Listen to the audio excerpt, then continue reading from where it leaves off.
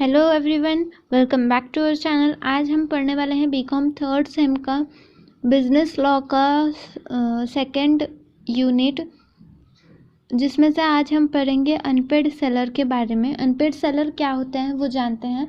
Unpaid seller यानी according to section 45 of the Sale of Goods Act 1930, the seller of goods is deemed to be an unpaid seller when the whole of the price has not been paid or tendered and the seller had an immediate right of action for the price, or when a bill of exchange or other negotiable instrument has been received as conditional payment and the condition on which it was received has not been fulfilled by reason of the dishonor of the instrument or otherwise।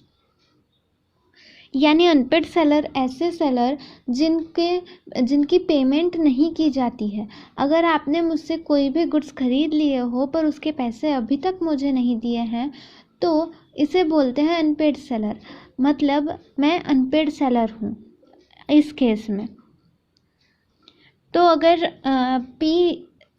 मैंने आपको कुछ भी goods 60,000 के बेचे हैं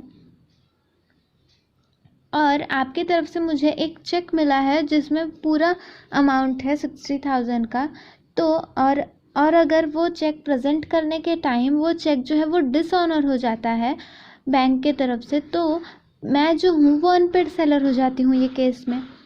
ऐसे cases में unpaid seller के पास कुछ राइट्स होते हैं जिससे वो अपने हुए नुकसान को बचा सकता है।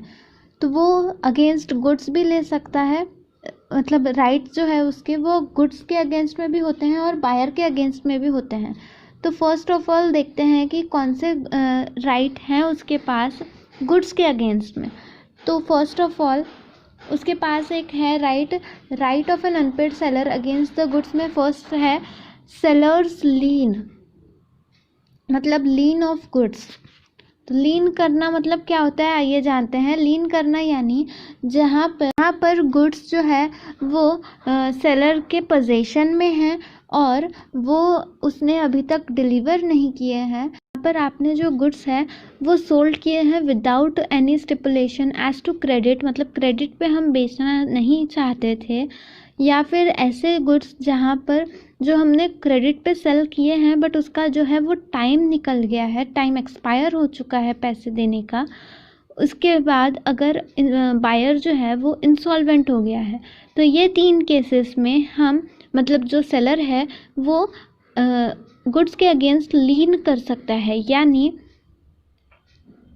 यानी वो उसे उसका पोजीशन जो है वो खुद के ही पास रख सकता है उसकी डिलीवरी को रोक कर, यानी बाकी का जो गुड्स है वो ना भेज कर।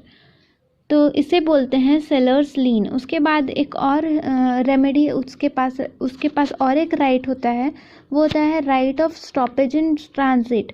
यानी अगर गुड्स जो है वो ट्रांजिट में यानी रास्ते में है और अगर जो बायर है वो इंसॉल्वेंट हो जाता है, तो मतलब इसमें इंसॉल्वेंट होना बहुत ज़रूरी है बायर का। अगर बायर इंसॉल्वेंट हो जाता है तो सेलर के पास एक राइट होता है कि वो जो गुड्स है वो स्टॉप कर दे, वो ना भेजे, ट्रांजिट में ही रोक दे। तो इसे बोलते हैं goods right of stoppage in transit. और एक राइट होता है सेलर के पास कि वो रीसेल कर सकता है अगर गुड्स जो है वो काफ़ी ऐसे नेचर के हों जो जल्दी ख़राब हो जाते हैं। ऐसे गुड्स जो हैं वो रीसेल भी कर सकता है क्योंकि उसको गुड्स ख़राब होने से बचाने हैं। या फिर अगर पहले ही कॉन्ट्रैक्ट में ये मेंशन कर दिया गया है कि आप अगर पैसे हमें टाइम पर नहीं दोगे तो हम गुड्स रीसेल कर देंगे, तो इस समय पर भी जो है वो सेलर जो है वो रीसेल कर सकता है। अगर गुड्स पेरिशेबल नेचर के हैं तो भी उसे जल्दी से जल्दी रीसेल कर देना ही सेलर के लिए अच्छा होता है। तो ये है rights of seller against goods जो उसके पोजीशन में हो। बट अगर उसने पोजीशन जो है वो पहले से ही पास कर दिया है, मतलब बायर के पास पहुंच गए हैं गुड्स, पर फिर भी उसने अगर ये नहीं किया है, पेमेंट नहीं किया है, तो एक ऑप्शन होता है कि वो बायर के अगेंस्ट भी कुछ राइट्स होते हैं उसके पास। तो फर्स्ट है स्यू फॉर प्राइस। तो वो प्राइस के लिए स्यू कर सकता है, केस कर सकता है बायर पे, जिससे उसके जो भी उसका प्राइस था वो उसे वापस मिल सकता है, और उसको उसके साथ ही अगर कोई डैमेजेस या फिर उसके वजह से कोई जो भी प्रॉब्लम हुई है उसके लिए भी उसे वो स्यू कर सकता है। फिर आता है sue for damages for non acceptance.